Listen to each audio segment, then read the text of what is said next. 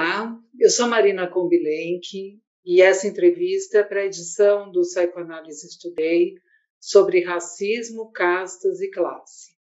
Hoje eu vou conversar com a Vânia Maria Coelho Ferreira Cidade, que é psicanalista afiliada à IPA, foi presidente da Sociedade Brasileira de Psicanálise do Rio de Janeiro e atualmente é diretora de Comunidade e Cultura da Federação Brasileira de Psicanálise, a FEBRAPSE. Oi, Vânia, muito obrigada por ter aceito o convite de falar comigo hoje. Oi, Marina, eu que agradeço pelo convite e pelo interesse em conversar sobre esse tema, que é um tema tão desprezado em geral, embora agora esteja muito atual. O Brasil tem uma proporção de 56% de negros e pardos na população geral, e nas sociedades psicanalíticas ligadas à IPA, a gente pode, no Brasil mesmo, a gente pode contar nos dedos o número de analistas negros em formação ou já membros. Como é essa experiência para você? Olha, Marina, eu acho que no início, assim que a gente inicia a formação, é um impacto a gente não ver, não encontrar a diversidade do nosso país. Como você disse, nós somos 56,6% hoje de pessoas negras e pardas no país. E a gente saber que numa federação que abrange todas as sociedades do Brasil, que, se não me engano, são 16, e mais os grupos de estudo, e que não chega a 2%, isso realmente é uma coisa que no início da formação impacta. Então, é um número realmente assustador. Então, quando a gente chega, a gente logo pensa onde estão as pessoas iguais a mim, por que elas não chegam até lá, por que elas não chegam para a formação psicanalítica, e o que nós sabemos é que, muito recentemente, é que os negros começaram a procurar análises, e ainda assim são poucos os analistas que relatam ter pacientes negros. Eu acho que isso reflete a história do nosso país, isso reflete o racismo estrutural do nosso país, que acaba se repetindo, se reproduzindo de algum modo nas instituições. Porque se nós não pararmos para nos preocupar a respeito desse quadro, se nós não pararmos para pensar o que significa isso não vai mudar. Isso não tem como mudar. Porque não é uma situação natural, e isso tem a ver com a nossa história. Para falar a respeito disso, nós teríamos realmente que falar da história do Brasil, da colonização, e eu acredito que isso não aconteça somente no Brasil. Eu acho que isso é um problema de todos os países que foram colonizados, onde houve a escravidão. A população negra continua nesses países, e eu acho que isso é ao redor do mundo, numa condição muito precária. Mas essa condição precária é importante que a gente diga que não é uma questão individual, que não é uma coisa particular, um problema do sujeito em particular. Isso é um problema da cultura, isso é um problema relacionado ao poder econômico que influencia na cultura e acaba não dando acesso a essas pessoas. Então, isso é muito importante de ser dito, porque a gente sempre tem uma tendência a culpabilizar os sujeitos individualmente e não reconhecer que tem algo que é muito mais amplo e que não é um problema exclusivo das sociedades de psicanálise, é um problema dos lugares de poder, da ocupação de lugares decisórios na vida da sociedade. Todos esses lugares carecem de pessoas negras. Você acaba de conseguir realizar duas grandes conquistas aqui no Brasil, na psicanálise mesmo, né? Você conseguiu fazer com que o Rio de Janeiro, a Sociedade Brasileira de Psicanálise do Rio de Janeiro, aceitasse negros, indígenas e refugiados num sistema de cotas para permitir uma entrada mais democrática deles, já que a formação é muito cara. E você também conseguiu criar a Comissão de Estudos Psicanalíticos sobre Racismo e Práticas Antirracistas na Federação Brasileira de Psicanálise. Você pode contar um pouquinho para a gente sobre isso? Posso.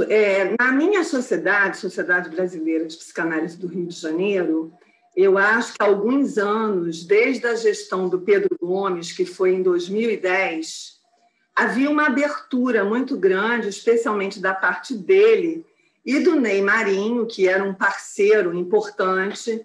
Havia uma receptividade muito grande para se discutir esses temas. Então, o primeiro passo que a gente tomou naquela época, isso tem 10 anos, 11 anos, foi instituirmos o Dia Nacional da Consciência Negra, que já existia no Brasil. Nós passamos, então, a convidar intelectuais do movimento negro, intelectuais na sua maioria negra, para dialogar a respeito do racismo estrutural, das relações raciais no Brasil.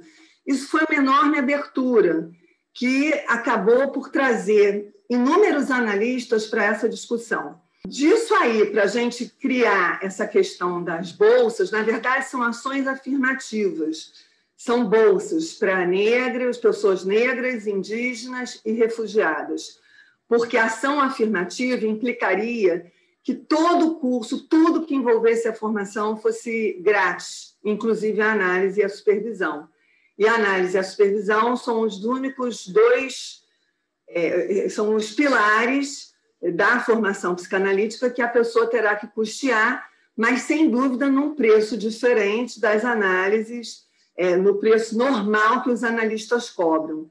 Eu acho que até nós chegarmos à votação, todas as discussões que precederam, os eventos que nós tivemos, as pessoas que participaram de atividades da sociedade na gestão passada, tudo isso contribuiu para que esse ano, no dia 25 de janeiro deste ano, nós aprovássemos com 100% dos votos aprovando as bolsas raciais, sociais, para pessoas negras, indígenas e refugiados.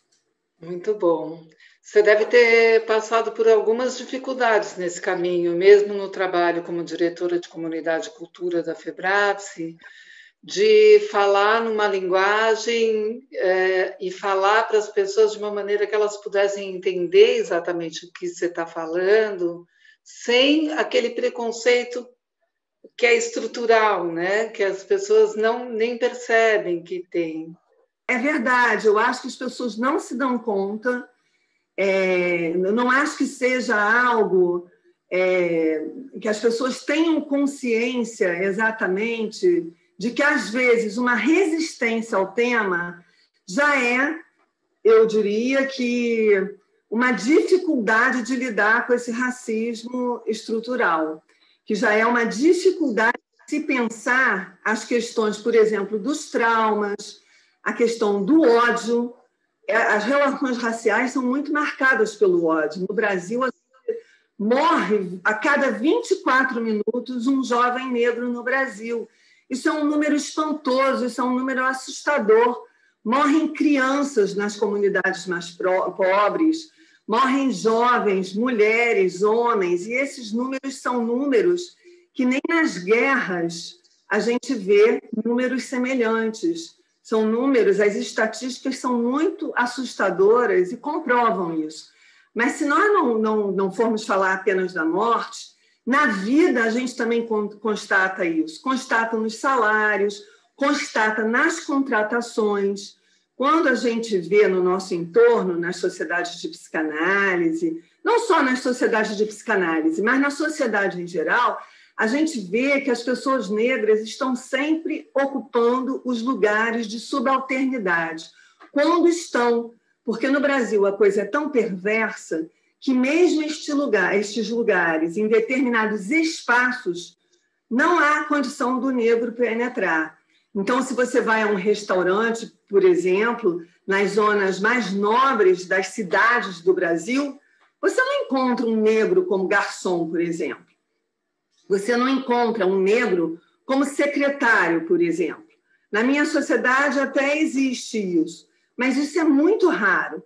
Isso tudo é produto do racismo, porque se a gente quer combater isso, a primeira coisa que nós tínhamos que fazer era contratar para os nossos quadros administrativos, aqueles que podem entrar pessoas não psicanalistas, pessoas negras, privilegiar, porque isso é uma maneira, não é você colocar exclusivamente essas pessoas numa competição, mas aceitar essas pessoas na competição, por um cargo, por exemplo, e avaliar a competência daquela pessoa. Mas a tendência é a gente botar uma série de coisas, de exigências para os currículos, por exemplo, saber idiomas, quando às vezes a pessoa nem vai usar um outro idioma, mas você exige que a pessoa tenha o conhecimento de um outro idioma. Isso já é uma peneira que vai peneirando, peneirando, peneirando, e acaba que não entra negros. Acaba que impossibilita a entrada dos negros. Agora, você percebe alguma diferença entre o que acontece nesse sentido no Brasil, na América Latina e nos Estados Unidos? Você tem alguma coisa a dizer? Olha, Marina, essa questão do racismo, da intolerância e da exclusão é algo que acontece no mundo inteiro, especialmente, como eu disse inicialmente, naqueles países que foram colonizados. Então, na América Latina e nos Estados Unidos não é diferente. Cada região tem as suas peculiaridades. Cada região você vai encontrar aspectos diferentes, mas tem muitos pontos em comum. Você vê, mesmo os países que não foram colonizados por Portugal, países colonizados pela Inglaterra, pela França, você vê países da África, eu estou me referindo à Índia, por exemplo, você vê que são populações divididas em castas, como você disse inicialmente, a Índia é assim, uma difícil penetração, é difícil romper esse bloqueio, são sempre as pessoas brancas, porque quando a gente racializa a discussão, é importante dizer que tem dois polos nisso aí, né? Tem o polo das pessoas brancas, que são hegemonicamente aquelas que têm poder, e o polo das pessoas negras, indígenas, amarelas, japoneses, enfim, chineses. A gente vai falar de todas as outras etnias. E podemos incluir até mesmo os judeus, que são brancos, mas até mesmo os judeus sofrem preconceitos, né? Então, isso precisa ser falado, isso precisa ser estudado, isso precisa ser discutido. Nós temos teorias na psicanálise, e vamos começar contando simplesmente com Freud. Os textos culturais de Freud, o texto sobre o narcisismo, psicologia das massas e análise do eu, o futuro de uma ilusão, mal-estar na civilização, qualquer texto freudiano que nós peguemos para estudar profundamente, nós vamos encontrar ali, na metapsicologia, vários elementos para a gente poder pensar não somente o sofrimento da população negra, mas como pensar determinados comportamentos, mas com a atenção de não patologizarmos o racismo, porque isso é um fenômeno cultural, financeiro, porque quem detém o poder de mudar isso são as pessoas que detêm o poder financeiro, que influenciam na cultura e nas subjetividades. Então, é fundamental que a gente pense essas questões para poder mexer nessa estrutura. E eu acho que quando a FEBRAPSE abraçou essa ideia de criar a comissão, que a diretoria inteira aprovou, e depois nós levamos isso para a Assembleia, e também houve uma boa receptividade por parte das sociedades, eu acho que foi o início para a gente começar uma conversa que eu espero que se espalhe por todas as sociedades e que crie realmente uma mudança. Falarmos sobre isso aqui nesse vídeo e no número do Psychoanalysis Today e em todo o nosso ambiente é uma coisa que facilita a inclusão de mais pessoas negras, indígenas e refugiados nos nossos quadros para a gente poder falar de diversidade mesmo. Eu acho fundamental e eu agradeço mais uma vez, porque eu acho que o Psychoanalysis Today tem uma amplitude em termos de alcance, alcança psicanalistas das mais variadas vertentes teóricas, de países diferentes, de localidades dentro do nosso Brasil diferentes. Então, eu agradeço muito pelo convite. Muito obrigada pela tua participação, Vânia. Acho que foi bastante esclarecedor e abriu para a gente poder pensar sobre essas questões e continuar desenvolvendo a reflexão sobre o racismo. Obrigada. Tchau, Marina. Muito obrigada. Tchau.